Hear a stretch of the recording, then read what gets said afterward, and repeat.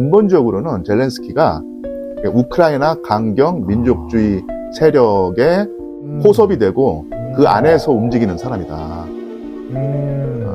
뒷토끼와 산토끼 중에 어떤 것이 잘 보십니까?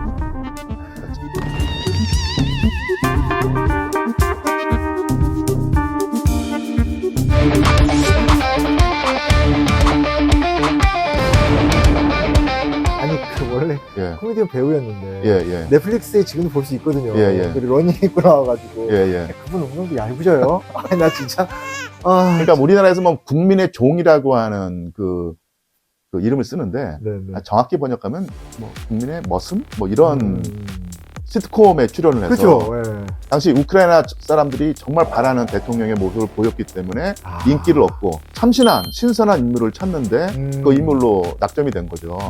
결국 출마 선언하죠. 네. 정치판에 뛰어드는데 중립 노선을 걷겠다. 중립. 서방도 아니고 친러시아도 아니고 중간 노선을 걸으면서 통합을 하겠다.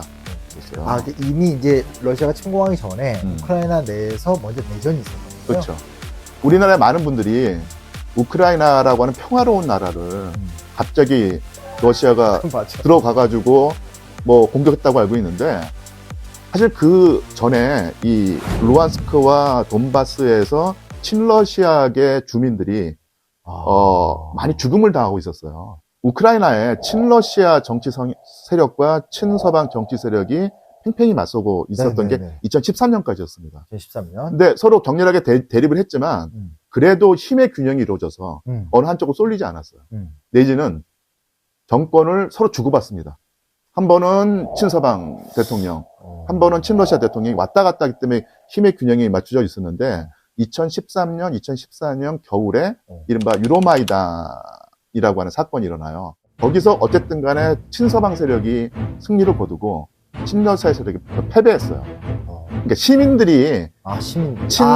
친러시아 대통령을 쫓아내는 형태로 됐는데 그러니까 물론 그 시민들의 성격을 그야말로 우국충정에 불타는 시민으로 봐야 될 것인가 아니면 미국의 사주를 받은 그 공작이 들어간 것으로 봐야 될 것인가 아주 입장이 바뀌거든요. 그 다음에 돈바스와 루안스크 지역에 러시아계 우크라이나 시민들이 많이 사는데 그렇죠. 이 사람들을 상당히 압박했던 거예요. 어떤 식으로 압박하냐면 각종 불이익을 줍니다. 사실 제도적으로. 예, 그러니까 우크라이나 민족주의의 입장에서 보면은 아니 너희들이 지금 우크라이나 그 국민인데 말도 우크라이나어를 써야 되고. 야, 이런 건 정말 우리나라에는 없는 거여서 진짜 이해하기 힘들어. 그렇죠? 근데 어쨌든 다 민족주의 워낙 강하니까.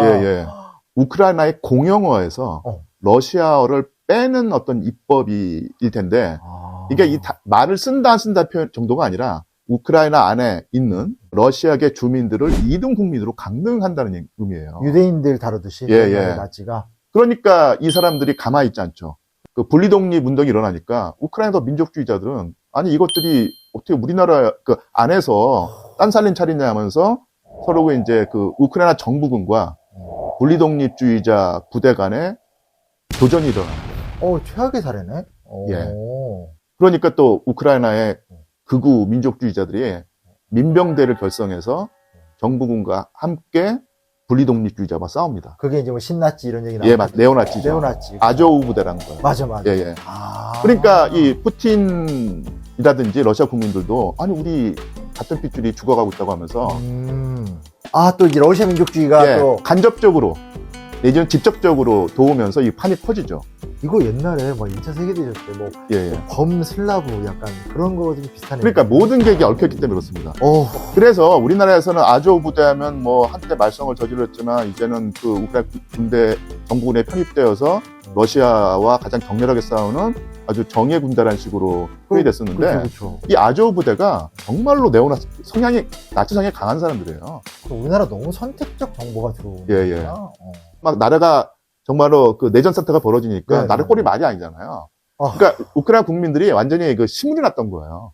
정치가놈들한테 맡겨놨더니 나라를 이게 제대로 이끌어 나가지 못하고 한다 해가서 그런 어떤 심리에서 나타난 인물이 바로 젤렌스키였습니다. 그럼 그거 넷플릭스 드라마 봐야 되겠다. 저는 그냥 안 봤는데 그거 지금 요 얘기를 알고 보면 좀. 그리고 또 하나가 같이 보셔야 될 게 그겁니다. 그 윈터 온 파이어라고 하는 다큐멘터리가 있어요. 우크라이나의 국익을 배반한 친러시아 대통령에 맞서서 키이우 시민들이 얼마만큼 가열차게 싸서 그 사람을 몰아냈는가, 이걸 보여주는 그였는데요. 친러시아 대통령을 쫓아낸 변화가 올바른 선택인데, 문제는 그 다큐멘터리 나온 다음에 우리가 잘 아는 영화 감독, 미국의 올리버 스톤 감독이 올리버 스톤 대항 다큐멘터리 만들었어요. 그래서 진짜. 유크레인 온 파이어라고 해서 내가 볼 때는 미국의 공작이 들어가서 조작된 것이다. 저 올리버 스톤 옛날에 그 JFK 예. 그 제가 100번 봤거든요. 그러니까 이 올리버 스톤 감독의 역시. 기본적인 성향이란 것이 미국의 주류에 그쵸, 대한 그쵸. 반감. 비판. 예, 그리고 그것을 어떤 비판할 때 약간의 음모, 그 두 다큐를 한번 같이 볼 필요가 있네. 같이 볼 필요가 있어요. 제가 항상 학생들에게 그렇게 말을 합니다. 근데 문제는 뭐냐면요. 네. 윈터 온 파이어 다큐멘터리는 넷플릭스에 걸려 있어요. 다 볼 수 있어요. 그리고 그걸 보고 이 우크라이나 사태를 파악한 우리나라의 많은 지식인들이 선과학의 대결로 그걸 보기 시작했습니다. 아니 정말 그때 전쟁 발발했었을 때 예. 정말 일방적 발언을 예. 막 쏟아내더라고요. 예. 되게 좀 당황했었죠. 그런데 문제는 올리버 스톤 감독이 만든 다큐멘터리는 유튜브에서 볼 수가 없었어요. 검열에 걸렸는지 안 올라갔어요. 진짜? 최근에 한 1년 전에 해보니까 볼 수는 있는데 중요한 부분이 삭제돼서 올라갔어요. 진짜? 그러니까 이게 대등한 싸움은 아니었다는 얘기죠. 이것도 이제 또 트럼프가 될 것 같으니까 또 약간 오픈해준 것 같은데. 아니요, 그 얘기는 제가 다른 데서 많이 했습니다. 모든 거 다 미국의 음모야! 그때 보면은 상당히 주요한 요직들이 그때 그 국민의 종이라고 하는 드라마 찍을 때 PD, 맞아. 홍보부장, 맞아. 이런 시간인 거예요. 그만큼 이제 권력 기반이 없었다는 얘기거든요. 그 사람들이 내가 다 들어가고 그랬잖아요. 예. 그렇죠? 그래서 생각을 해보면은 결국은 젤렌스키는 선택을 해댔습니다. 자기를 확실하게 밀어줄 그렇죠. 정치 세력을 찾아야 되는데 그게 우크라이나의 강경 민족주의자였던 것이고 푸틴의 표현으로는 네오나치였던 거예요. 맞아. 푸틴은 꼭 그렇게 얘기해요. 예. 그러니까 뭐 네오나치라고 부르든 아니면 우크라이나 강경 민족주의 세력이라고 부르든 이 정치 세력이 득표율은 낮은데요. 실제로 우크라이나에서 권력의 요직에 있는 사람들, 권력을 움직이는 사람들을 따져보면 그 사람들이 지분이 어마어마하게 큰 거예요. 지금 이제 트럼프를 맞이해서도 입장 변화를 못 하는 거예요. 야, 그러면 이게 일단 젤렌스키가 어찌됐건 계속 존재한다라는 전제로 한다라면 일단 우크라이나 입장에서의 항전 체제는 무너지지 않을 것이고 그리고 어찌됐건 영토를 뺏긴 건 사실이잖아요. 그렇죠. 그러니까 그것도 또 다행성이 될 것 같은데 예. 반대로 이제 푸틴으로 가봐도 되겠죠. 예. 푸틴이 이게 짧게 보면 우크라이나 전쟁이지만 크림반도 예. 계속 영토를 확장해 온 건 사실이잖아요. 요거 어떻게 봐야 돼요? 그러니까 이게 일단 그 전쟁을 벌이는 지역은 러시아 제국과 소비에트 연방이라고 하는 그 영역 안에서 세력권 안에서 전쟁을 합니다. 그렇죠. 그리고 크림반도만 보자면요. 그러니까 그게 또 큰 문제잖아요. 크림은 원래 러시아 영토였습니다. 그렇죠. 그러다가 후르시초프 때 러시아 민족과 우크라이나 민족이 서로 우호 친선을 위해서 러시아 영토였던 크림반도를 우크라이나에게 넘겨준 거예요. 소비에트 연방이 해체가 되면서 문제가 된 겁니다. 일단 군사적으로 보면 여기가 흑해함대의 그렇죠. 본부인데 이거를 뺏기는 순간 골치 아프다라고 하는 측면도 있었고요. 또 하나가 뭐냐면 옛날 우리나라 영토인데 구질구질하지만 예. 명분은 되는 거네. 그러니까 이게 그야말로 그 논란의 여지가 없는 우크라이나 영토를 땅 욕심에 환장한 푸틴이 강탈해 간 것이 아니라 푸틴도 할 말이 있는 거예요. 외부인들이 보기엔 얼토당토없는 소리지만 예. 내적인 당위성으로 작용을 하겠네요. 그렇죠. 그러면 예. 뭐 돈바스나 예. 소위 말하는 지금 이제 점령 지역. 예. 거기는 어찌됐건 우크라이나 땅 아니에요? 그렇죠. 근데 사실 그것도 거기도 원래는 그 러시아계가 그러니까 예카테리나 2세가 개발한 땅이고, 근데 여기가 왜 친러시아 성향이 강하냐면요.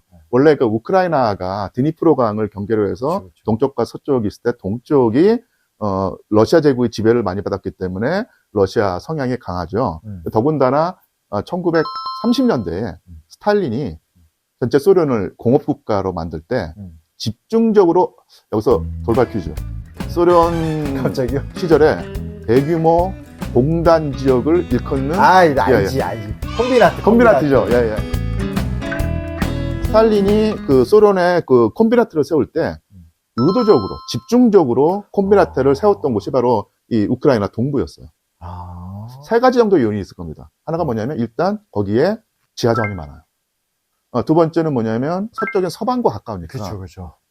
안전상 이 동쪽에 지다 보니까. 또 하나는 뭐냐면 소련 체제가 볼 때, 스탈린이 볼 때 우크라이나 키워줄 필요가 있는 거예요. 여러 가지 이유. 예. 그래서 이 나라가 농업만 하고 있는데 제대로 된 사회주의 공화국이 되려면 공업기반이 있어야 된다. 그래서 러시아 연방보다는 우크라이나 쪽에 더 많이 지어줍니다. 오늘날의 돈바스와 루안스크에 집중적으로 이 콤비나트가 세워지고요. 그런 연원이 있구나. 그렇게 되면은 이 공장 노동자와 엔지니어가 필요한데 우크라이나 사람들은 다 농사만 짓는 사람들이에요. 또 러시아인이 많이 간 거구나. 그래서 이제 우크라이나 사람들은 농업밖에 모르는 사람들이기 때문에 노동자들이 주로 러시아 사람들 가서 정착을 합니다. 이렇게 된 거거든요. 그런데 이게 소비에트 연방 해체되고 강경 우크라이나 극우 민족주의 내지는 푸틴이 말하는 네오나치가 권력을 잡은 다음에 이 사람들을 탄압하고 어떤 경우는 죽이기도 하고 하니까 이 문제를 해결한다는 명분으로 개입을 한 거죠. 푸틴 대통령. 그리고 푸틴이 처음에 2022년에 우크라이나 침공했을 때 과연 영토를 차지하려는 확고한 목적이 있었는가? 처음에? 예. 개전 초기 때? 그러니까 당연히 돈바스와 그 루안스크에 있는 러시아계 우크라이나 주민들이 중앙 우크라이나 정부로부터 부당한 탄압을 받고 있으니 이것을 지켜줘야 되겠다라는 것도 분명한 사실 같아요. 그러니까 이것은 뭐 같은 핏줄이니까 땡기는 측면도 있을 것이고 또 하나는 뭐냐면 우크라이나의 러시아의 영향력을 지키려면은 그래야 된다고 하는 또 정략적인 판단도 있었겠죠. 하면서 이제 또 님도 뭐 뽕따고 하는 거니까. 그래서 그러면 러시아계 그 주민들의 상황이 어땠길래 그런 말을 하느냐.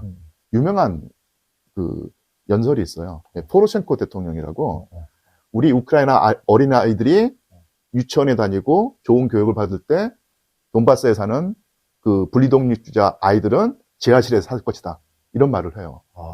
지하실에서 산다는 말은 가난하게 산다는 얘기가 아니라 계속 포격을 해가지고 방공호에만 지내게 한다는 얘기죠. 이런 연설을 해요. 되게 호전적인 연설이에요. 예, 이거를 듣는 그 돈바스 주민들이 어떻게 했어요? 와, 포로셴코 대통령 같은 친서방 그 대통령이 있으면 우리는 이제 목숨이 왔다 갔다 한다. 그러면서 또 아조우 부대가 와서 테러를 저지른다는 얘기죠. 더더욱 반발을 하는 거예요. 그런 상태로 2014년부터 2020년까지 내전이 벌어졌던 겁니다. 여기에 이제 푸틴이 파죽지세로 밀고 나가죠. 처음에 막 거의 뭐 나라 한 번에 먹을 듯이 이렇게 막. 당연히 돈바스와 루안스크에서는 많은 땅을 점령했고 그 다음에 키예프까지도 진격을 하죠. 맞아요. 그래서 뭐 참수작전 벌인다 한다고 하는데 맞아. 그때 갑자기 러시아군이 밀려나죠. 그래서 우리나라 언론에서는 젤렌스키가 수도를 떠나지 않고 결사항전의 사세를 보이고 군복 입고 막. 근데 러시아군이 미국처럼 전쟁을 했으면요 키이우를 완전히 초토해놓고 들어갔을 겁니다. 원래 스타일 자체가. 그러니까 미국이 이라크 침공할 때 맞아. 바그다드 완전히 초토해놓고 들어가잖아요. 그러니까 이제는 정말 이렇게 폭격전을 먼저 하는 거잖아요. 그죠? 근데 러시아군이 안 그래요. 맞아. 그 이유는 여러 가지가 있겠죠. 러시아군이 뭐 밀려난다고 하는데 또 다른 해석 방식이 있어요. 그건 뭐냐면 밀린 게 아니라 전략적으로 후퇴했다. 근데 그 전략이 뭐냐면 군사적인 전략보다는 이미 그 당시에 튀르키예에서 러시아 대표단과 우크라이나 대표단이 협상을 벌이고 있었다. 전쟁을 끝내자고.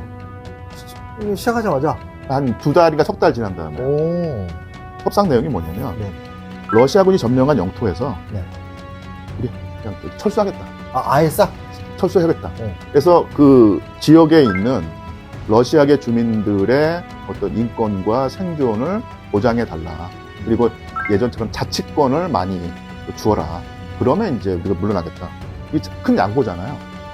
이런 양보를 해주면서 우크라이나가 중립국가로 남든지 아니면 최소한 나토 가입이라고 하는 정책을 포기만 한다면 우리 받겠다 한 거예요. 그래서 협상의 성의를 보이고 요구가 있으니까 키예프에서 러시아군을 뒤로 물린 겁니다. 러시아 측이 실무 협상을 벌이면서 거의 그 결제 받아놨어요. 푸틴 결제 받아놓고 젤렌스키에 결제만 받으면 되었습니다. 근데 그걸 젤렌스키가 사인 안 했다는 거예요? 왜 안 했는가? 젤렌스키 하려고 했었어요. 근데 딱 사인하기 전날 누가 오냐면 영국 총리가 옵니다. 오랜만에 듣는다. 그 머리 네. 막 이렇게 하는 사람이 예, 예. 거죠? 우리 서방이 모든 원조를 다 해주고 그러니까. 할 테니 판 깨고 전쟁 계속해라. 이길 수 있다. 우리가 다 도와주는데. 보리스가 혼자 온 거예요. 예. 근데 아. 제가 볼 때 분명히 미국의 뒤에 미국에 그렇지. 있었을 것 같아요. 그렇지. 지금 얘기를 쭉 듣다 보니까 예. 우크라이나의 입장과 이 러시아 입장이 이해가 되는데 예. 여기에 마지막 어. 변수가 예. 결국 미국이잖아요. 그렇죠. 미국의 의도. 예. 그 얘기가 좀 마무리되면 딱 어울릴 예. 것 같아서. 그래서 제렌스키 대통령이 거기서 고민을 했겠죠.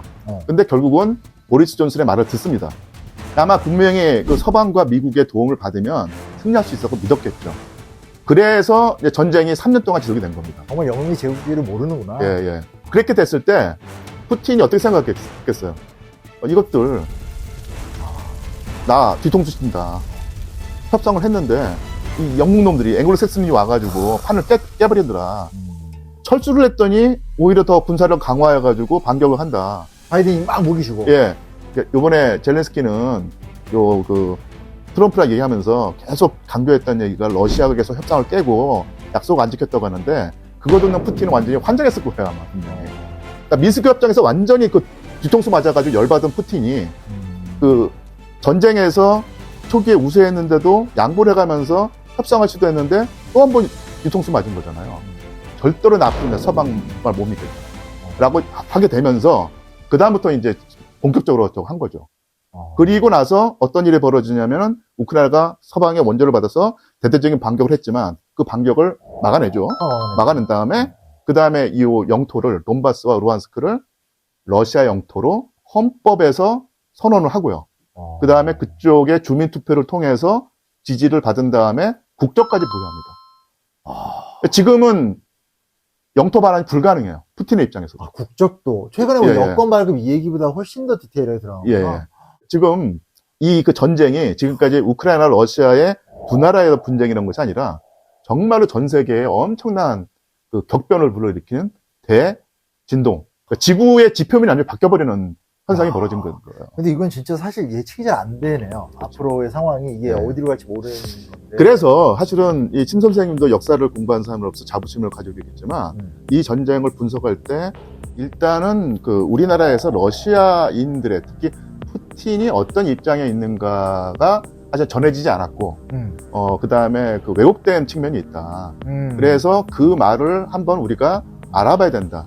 그래야지 전쟁의 진상이 보인다는 얘기죠. 그래서 푸틴을 옹호한다든지 정당화한다는 것이 아니라 이 사람들이 왜 그런 행동을 했는가를 이해하려고 하면은 더 깊은 그 기반을 알아야 된다는 얘기예요. 이거를 그냥 나쁜 놈이더라. 뭐 욕심 때문에 그렇다고 하면 안 되고요. 동북아시아에서 했고는 어떻게 한다. 이걸 분석해야지 이게 분석이 되는데 그걸 하면은 왜 너는 부일하냐 이런 식으로 비판하는 거 똑같다는 얘기예요. 그렇죠. 예. 지금 선생님 말씀의 핵심이라는 건 이 지각판이 동아시아에 심원한 영향을 줄 수 있는 사건도 될 수 있으니까 조금 더 객관적이고 장기적 전망을 갖고 역사적 견지에서 사건을 봐라. 정말 좀 많은 생각을 할 수 있는 시간이 된 것 같습니다. 선생님 너무 감사하고요. 다음번에 또 잘 상황을 보면서 하지만 좀 더 우리 더 역사적인 이야기도 많이 좀 나눠봤습니다. 알겠습니다. 네, 오늘 너무 감사합니다. 고맙습니다. 수고하셨습니다. 예.